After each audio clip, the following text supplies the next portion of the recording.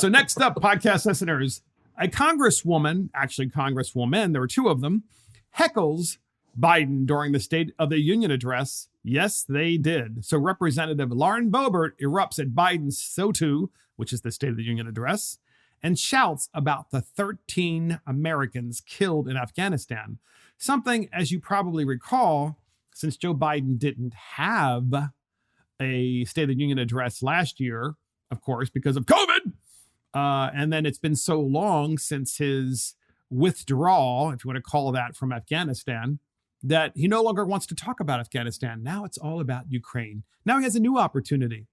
So Republican, this is in the Daily Caller, Colorado Republican Lauren Boebert interrupted President Joe Biden during his State of the Union address Tuesday night, mentioning the 13 U.S. service members who were killed in Afghanistan. Well, as Biden described veterans exposed to burn pits developing cancer, okay, let's repeat this again. As Biden described veterans exposed to burn pits developing cancer that would put them in a flag-draped coffin. Now, I have to explain what this means. Apparently, there are U.S. servicemen who were in Afghanistan who were exposed to pits where they were burning U.S. machinery and very sensitive equipment that we had in Afghanistan. So those soldiers were told, hey, burn that stuff because we don't want it to get into the wrong hands. You know, usually it's computer chips and, you know, very sensitive things. So they did. And so Biden is like, yeah. And so as a result of the burn pits, Americans are going to come home in flag-draped coffins. And so, of course, what happened? Representative Boebert's like, yeah, how about the 13 Americans in Afghanistan? They came home in flag-draped coffins. So, by the way, it's true. That's exactly what happened. We have a clip on this, and here it is. Headaches, numbness, dizziness. A cancer that would put them in a flag-draped coffin. I know. 13. One of those. So, Matt, you know, by the way, the protocol is whenever you're in a chamber and you're an elected official, there is a certain decorum that you're supposed to work at and abide by. It's a better way of putting it. And that decorum is that you don't speak unless you're called on, and that there's a reason for that, because otherwise you'd have an all-out brawl and people would start, you know, hitting each other and beating each other up like you see in so many other countries. So this is probably not a good idea on the one hand. On the other hand, it's certainly understandable why Representative Boebert, would say that. Well, yeah, I mean, obviously she spoke out of turn there. Can't be a big fan of that if you're an elected official and because you're held to a certain standard and you want a certain decorum.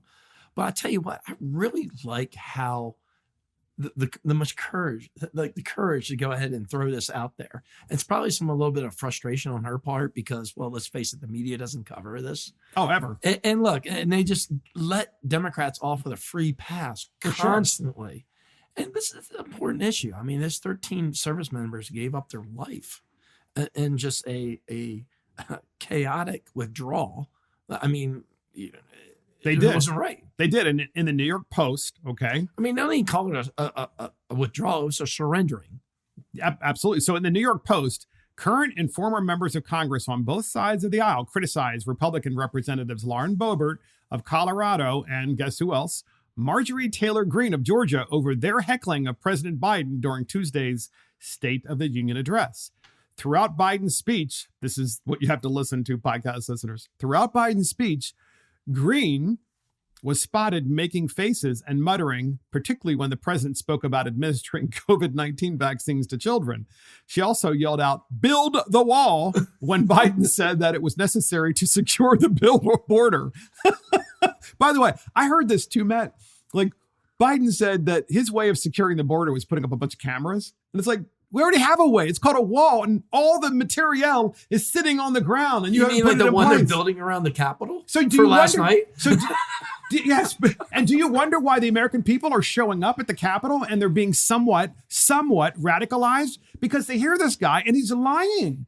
They're destroying our country and the people are sick of it. And by the way, FBI, I don't ever condone radicalization in any way. But we have a president of the United States that's causing this by saying, well, the way we're going to stop people from coming into this country and invading our country is by not building a wall. No, we're going to put cameras up. When in fact, we have a wall. Right. And then they'll come out the next week, the next day, say, you know what, this president's done more for border security than any other president in the history of the United States. More for border security. Like, yeah, yes, they'll come out and just look at you straight to the camera, not blink because they're sociopath, and just lie to you. And I think that's what some of the frustration is. I know that's probably happening with the elected officials. I'm glad those two women do have a lot of courage to speak up. Right, women because they have some nerve. I tell them they do. So Congresswoman Boebert again.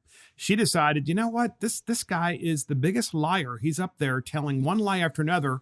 And he's talking about burn pits in Afghanistan and how American citizens are going to come home in coffins. First of all, we're gone. We're not there. Second of all, yes, American military personnel did burn stuff so that it didn't get into the wrong hands. And now, of course, the president's saying they're going to come home in coffins because of that. They're already home. At least, it took long enough because Biden left so many people Maybe back he flew there. them into Baltimore. Yeah, probably. Yeah.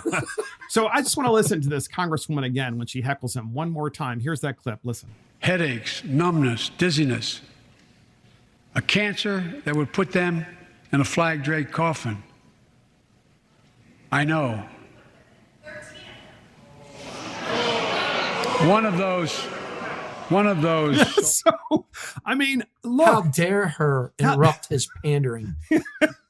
It's just amazing that any human being that has half of a brain could listen to this speech, Matt, and say that anything that he talked about was in any way a reflection of what's really happening in the world right now. Because it's not. It's just not. I agree. Yeah, I agree. exactly.